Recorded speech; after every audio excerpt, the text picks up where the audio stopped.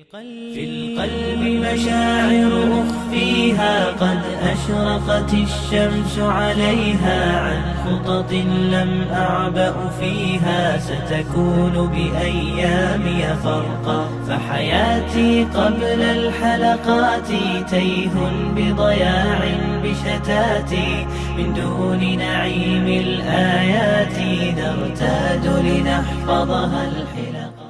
الحمد لله رب العالمين والصلاة والسلام على أشرف الأنبياء والمرسلين نبينا محمد وآله وأصحابه أجمعين أما بعد সম্মানিত ভাই বন্ধুগণ, আজ আমরা আলোচনা করতে চাই সেই সৌভাগ্যবান মানুষদের নিয়ে যাদের জন্য আল্লাহ সুবহানাহু ওয়া তাআলা যথেষ্ট হয়ে যাবেন বলে কোরআন এবং হাদিসের বিভিন্ন জায়গায় ওয়াদা রয়েছে। তার যে কোনো মুসিবত, তার যে কোনো সমস্যা, তার যে কোনো চাওয়া পূরণের জন্য আল্লাহ সুবহানাহু ওয়া তাআলা নিজে দায়িত্বশীল হবেন, নিজে যথেষ্ট হয়ে যাবেন। কারা, কি গুণ থাকলে আমাদের ভেতরে আল্লাহ সুবহানাহু ওয়া তাআলা আমাদের জন্য যথেষ্ট হয়ে যাবেন? এরকম সৌভাগ্যবান মানুষের ভেতরে প্রথমেই যার কথা উল্লেখ করব, তিনি হলেন ওই ব্যক্তি যার ভেতরে আল্লাহ সুবহানাহু ওয়া তাআলার প্রতি ভরসা আছে, তাওয়াক্কুল আছে পূর্ণাঙ্গ মাত্রায়। কোরআনে কারীমের সূরা তালাকের ৩ নম্বর আয়াতে আল্লাহ সুবহানাহু ওয়া তাআলা ইরশাদ করেছেন, আউযু বিল্লাহি মিনাশ শাইতানির রাজীম, ওয়া মান ইয়াতাওয়াক্কাল আলাল্লাহি ফাহুয়া হাসবুহ। যে ব্যক্তি আল্লাহর প্রতি ভরসা রাখে এবং সেই ভরসা যদি পূর্ণ মাত্রার ভরসা হয়, আল্লাহ সুবহানাহু ওয়া তাআলার প্রতি তাওয়াক্কুল যদি হয় হাক্কা তাওয়াক্কুলিহি, যেভাবে আল্লাহর প্রতি ভরসা রাখা দরকার সেভাবে, তাহলে আল্লাহ সুবহানাহু ওয়া তাআলা তার জন্য যথেষ্ট হয়ে যাবে।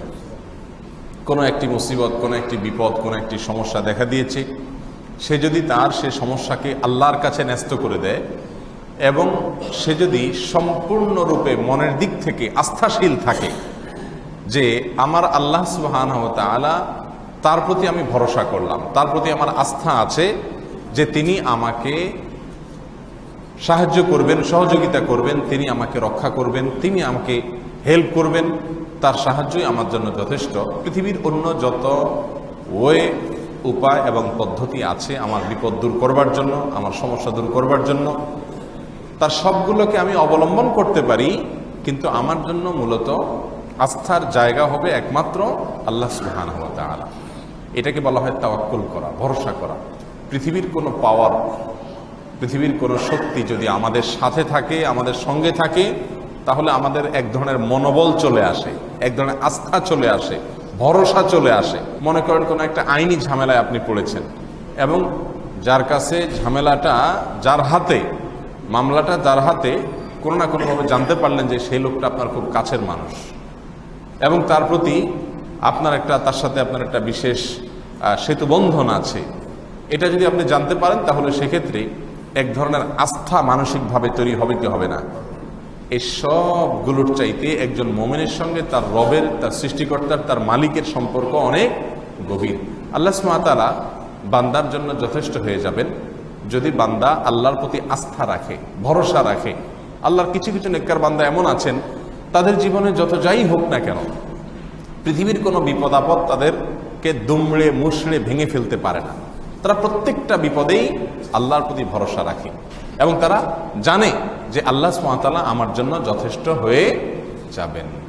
এই ব্যক্তির জন্য সত্যিই আল্লাহ তাআলা যথেষ্ট হয়ে যান, যিনি আল্লাহর প্রতি কি রাখেন? আস্থা এবং ভরসা রাখেন। আল্লাহর প্রতি ভরসা এবং আস্থার একটি আলামত হলো কোনো কিছুতে তারা বিচলিত হয়ে পাগল পরা হয়ে যান না।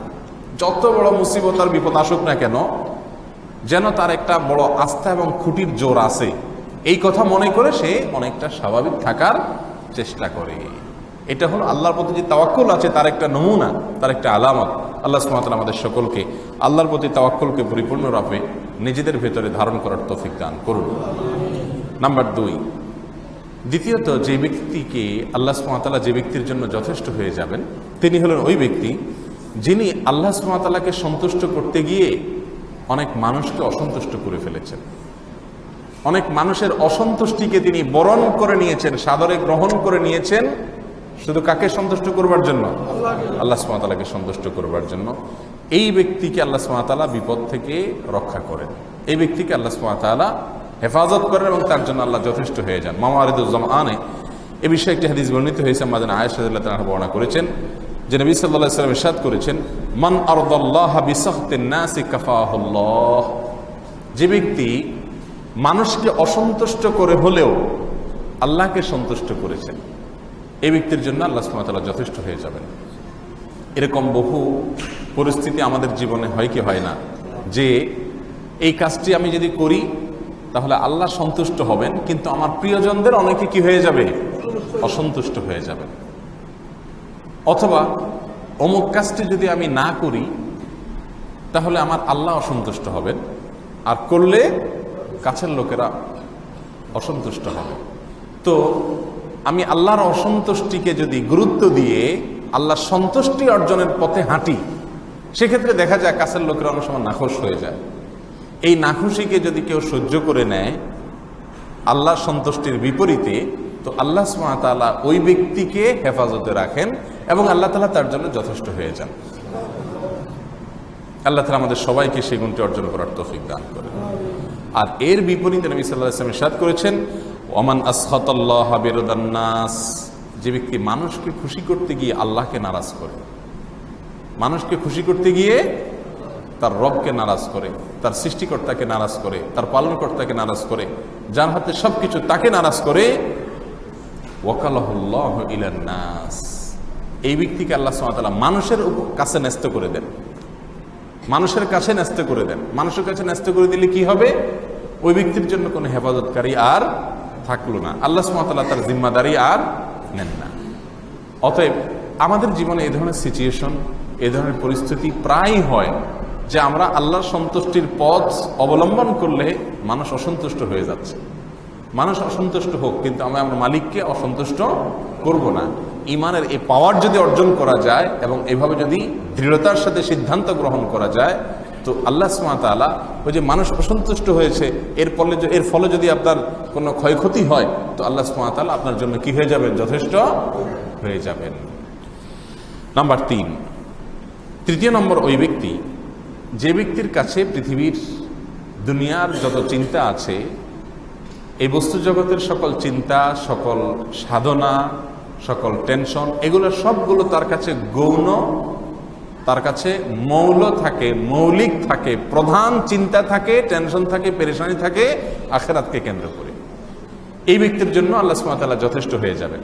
এবং এর সম্পর্কে ইবনে মাজাহ বর্ণিত হয়েছে, নবী সাল্লাল্লাহু আলাইহি ওয়াসাল্লাম ইরশাদ করেছেন, মান জাআলাল হুমুমা হাম্মান ওয়াহিদা হাম্মা আখিরাতিহি কাফাহুল্লাহু হাম্মা দুনিয়া, যে ব্যক্তি তার সকল টেনশন একটি বিষয়কে কেন্দ্র করে তার থাকে, তার অন্য কোনো টেনশন আর খুব বড় টেনশন না, তার সকল টেনশন কোনটাকে ঘিরে থাকে, একটি বিষয়কে ঘিরে থাকে, আর সেটা হলো আখিরাতের টেনশন।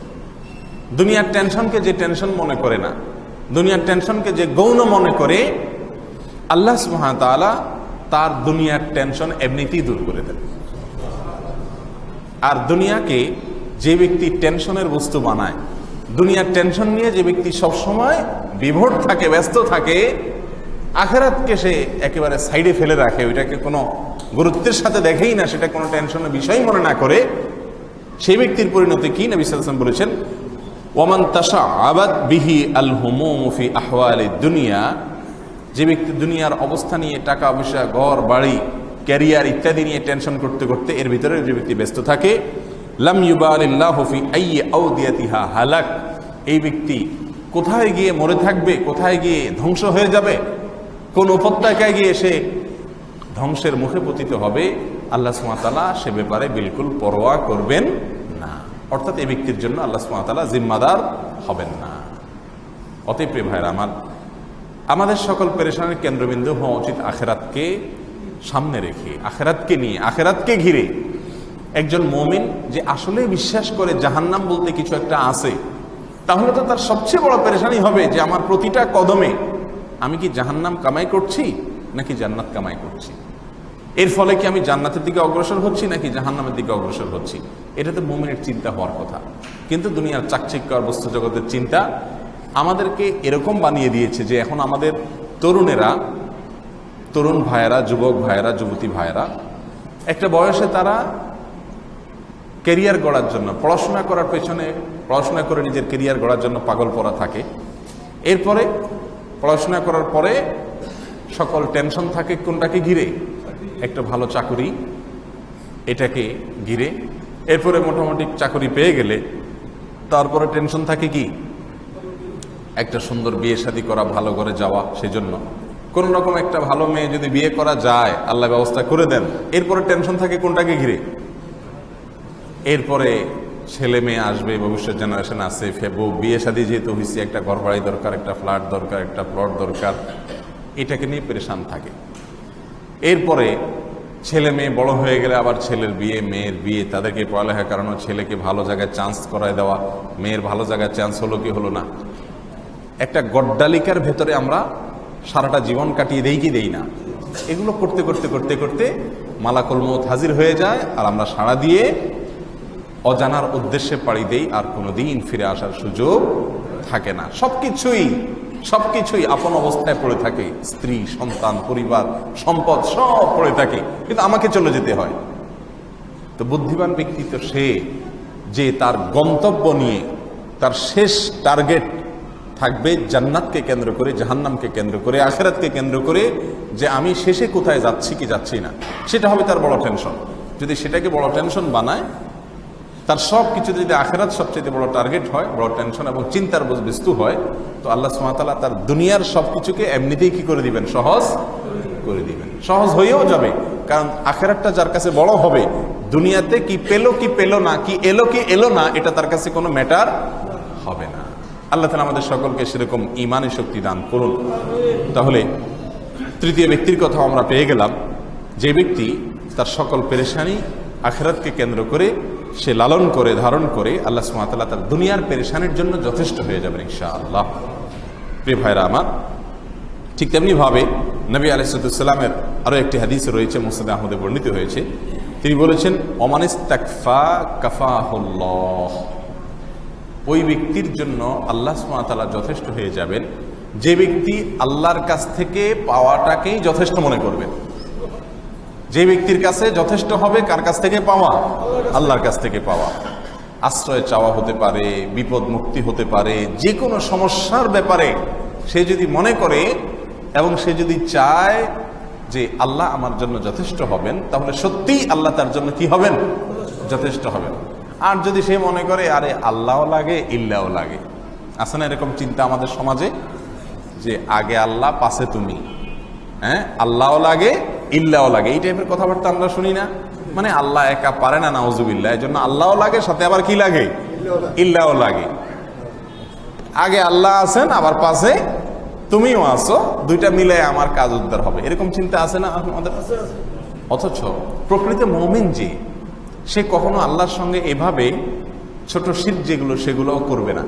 সে মনে করবে যে আল্লাহ সুবহানাহু ওয়া তাআলা যথেষ্ট, তিনি কিভাবে উদ্ধার করবেন তিনি ভালো জানেন।